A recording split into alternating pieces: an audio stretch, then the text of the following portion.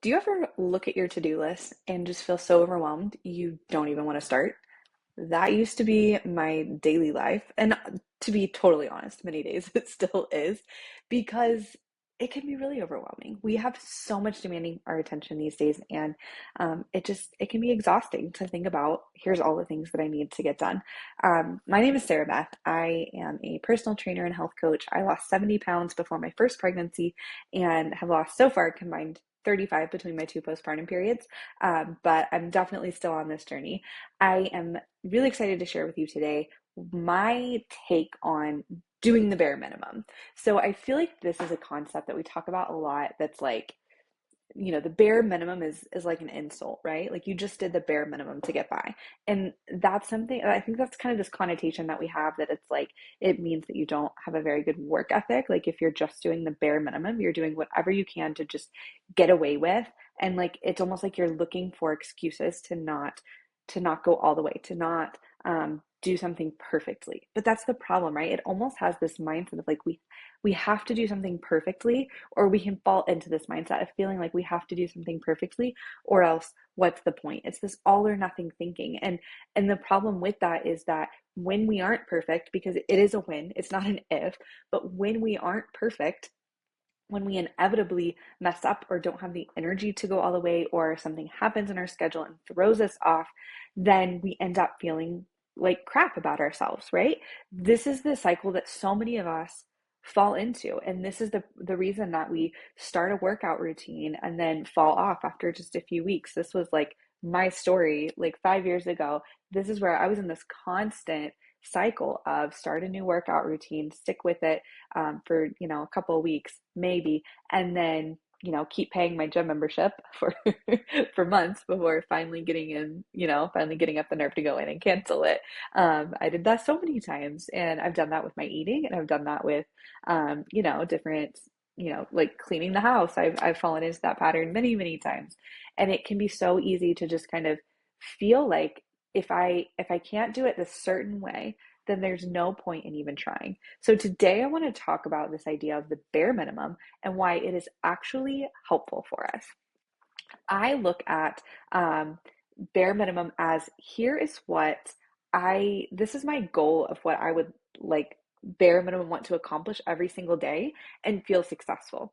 But the thing is, this has to be truly bare minimum for it to be effective. So, for example, let's take your workouts. What would be something that if you did a workout every single day, you would feel successful? And I want to clarify every single day. For me, that's 5 days a week. I used to try to work out every single day. And whenever I got into a routine of doing 5 days a week, I was still beating myself up for not working out on the weekend. And then I finally realized, you know what? I have a consistent workout routine 5 days a week. I think I can be okay with just not working out on the weekend. I'm just saying, you know what, this doesn't work for me. I'm a 5 day workout a weeker, and that's just what I'm gonna be. And so that's where, that's kind of like the line, the bare minimum that I've drawn for myself. So my question would be, what would it be for you where you would feel like you're doing a pretty good job if you did this every single day? So for a workout, maybe it's even just 5 minutes a day, like 5 days a week, or every day, or even 3 days a week. Maybe a 5 minute workout would make you feel like I got up and I did something, and that's amazing. If that's you, then 5 minutes needs to be your bare minimum, and you need to celebrate the heck out of that every time that you do that. And so when it comes to our eating, you can look at things like maybe you've looked at different diets or eating plans before, you've tried them and you just can't stick with them. Is there one element that you feel like was really helpful for you that you could just focus on incorporating that one element into your routine? Maybe it's drinking more water. Maybe it's substituting like one coffee or one Coke a day with a bottle of water.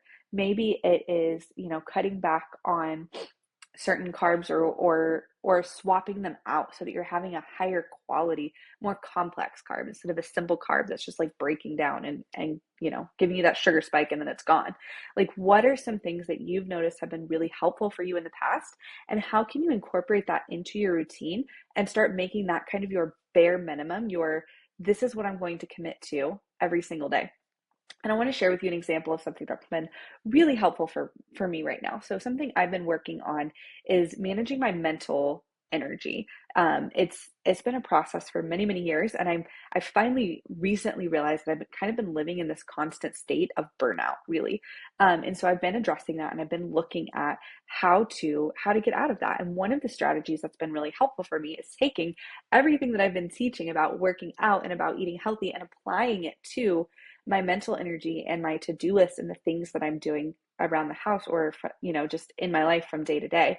And so one of those is that I have 3 tasks that I focus on daily. I have ideally 6 to 7 that I try to do daily, but my bare minimum goal is these 3: to shower and get dressed. And that sounds pretty bare minimum, right? But some days, as a stay-at-home mom, that can be a big ask. So showering and getting dressed, doing 1 load of laundry, and running the dishwasher. So that means if it's full of clean dishes, I have to unload it first and reload it. So running the dishwasher is the key there. That's it. If I accomplish those 3 things around the house and for myself, then I am doing fantastic, and I'm going to celebrate that. That's what I mean by bare minimum. I don't mean I beat myself up because I only did those 3 things throughout the day. I celebrate that I did the bare minimum. I celebrate that I did those things because you know what it does? It builds consistency, and it builds this confidence within myself that I am someone who can stick with habits, and that I am someone who shows up for myself in these ways because I know how much these habits are helpful to me. Then the rest of the time, when I can, I try to build on those. I try to do, like I said, 6 to 7 tasks a day. I've been doing longer workouts. My bare minimum, my minimum viable workout right now is a 25-minute workout. Lately, I've been trying to do more like 40 to 50 because I really love the way that they push me. And that's amazing. But when that doesn't happen, I can celebrate a 25-minute workout. I can celebrate taking the boys outside for a walk. I can celebrate just those little bits of movement here and there that maybe add up to 25 minutes throughout the day. Maybe it's not even one 25-minute block, but maybe it's looking, kind of chopped up one day. I can celebrate those things. I can celebrate that bare minimum because it means that I am building consistency and that I'm showing up for myself and that I'm taking care of myself. That's what bare minimum means to me. And so I look at throughout my life, anywhere that I have a goal, I look at what is the bare minimum way that I can show up for myself. Like I said, it first off builds consistency. It shows me that I am someone who can show up for myself in a consistent way. Because if you are like me and you have had examples in your past of trying to take care of yourself, of trying to work out, of trying to eat healthy, of trying to um, be productive, of trying to whatever, and you feel like you have all of these examples of how you failed, of how you don't show up for yourself, of how you are inconsistent and not disciplined, then you need that proof. You need to show yourself what a consistent person you are. And that means focusing on that bare minimum. It means focusing on what is the minimum baseline here that I can do for myself every single day to prove what a consistent person I actually am, to prove what I'm actually capable of, and then I can build on that. But then the other thing that does, so it builds that consistency, it proves to you what you're capable of and gives you something to build on top of instead of beating yourself up for what you're not doing. So it helps you then to get rid of any guilt or self-judgment that so easily creeps in. It creeps in all the time. It is so easy to beat ourselves up for the things that we're not doing, for the different ways that we see ourselves failing. But whenever we can focus on that minimum baseline and celebrate the heck out of that, that's when we can start to kind of silence that voice in the back of our heads that says, you should be doing this, this, this, this, and this. Look at what you didn't accomplish today. Instead, we can celebrate how we are showing up for ourselves. So I think that's super, super important. The other thing that this does is it helps us to, like I said, start to build that belief in ourselves so that we are ready to build on top of that. Once you then build on top and you start to have a longer and longer or a bigger and bigger minimum baseline. So like I said, for example, my workout right now, 25 minutes is kind of my minimum baseline. But that doesn't mean that that's always been my minimum. Whenever I was first starting out, showing up for myself in any way, pressing play on my workout counted. I gave myself the permission to show up, press play, and stop just a few minutes in. I almost never did, but having that permission and that space for myself just gave me this room to be able to say, I showed up for myself. I can celebrate what I did do instead of beating myself up for what I didn't. And it made it so much easier to then layer on top. Another way I did that still with my workouts was by allowing myself to modify a lot more than I had ever done before. So the first workout program that I ever stuck with had 2 levels of modification, which is something I had never seen before. So for example, in burpees, the first level of modification would be going down to the ground in a plank and then stepping back instead of jumping back, right? Like we've seen that before. The second level of modification, which is something I had never seen anybody do before, didn't have the person even going to the ground. She was basically just going down into like a lunge and stepping back with one foot, hands never touch the ground, and then stepping back together and standing up. And you look at that and you're like, that's not a burpee. But you know what? That's where I was, and that's totally okay. So I gave myself that permission to follow that second level of modification, something I had never done before. I had never given myself that kind of permission to basically not try. That's what it felt like. But by letting myself do that, I gave myself the space to show up for myself how I felt capable of showing up. And then I was able to build on that. So it was a 100 workout program. I had a lot of time to build and a lot of time to grow throughout that process. But by the end, not only was I doing burpees, I was doing plank jacks and star jumps and all kinds of crazy things that I never imagined that I would be doing. And it's because I gave myself that space in the beginning to be able to make it as easy as possible, as simple as possible, and as bare minimum as possible for myself.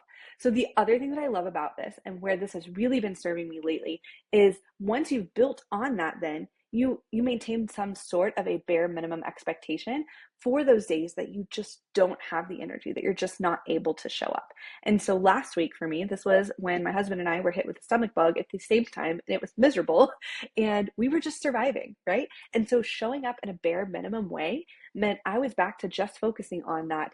Showering was a huge win for the day, doing a load of laundry, or even just starting one. It didn't have to be, beginning to end, but just starting a load of laundry or just folding one, just doing some laundry, and then starting the dishwasher so that we would have dishes for the next meal. That was it. That was my big set of, expectations for each day. And because I've now built on that to where I'm working on 6 to 7 tasks a day, that did feel like I was taking a weight off. I didn't have to have this voice back here that was beating myself up for all of the things that I wasn't doing. Um, and I was able to just move forward, focusing on that minimum baseline with the energy that I had for that day. And then now that I'm back to feeling better and I'm back in a routine, now I can build on that again. And I can start to bring in more of these other tasks and these other activities that fill my cup and that really help me to feel my best. But it's because I was able to focus on that minimum baseline and not just beat myself up for all of the things I'm not doing. And so that's why having a bare minimum, a minimum baseline, I like to call it a minimum viable plan. That this is what we create my membership. We work on creating this workout plan or this eating plan or whatever it might be that you need right now. What is your bare minimum? What are going to be the tasks or the routine that is going to help you the most right now? Like, what are the most impactful, the smallest but most impactful tasks or routines that you could focus on that would get you not necessarily the most results right now, but that would impact your day-to-day life the most?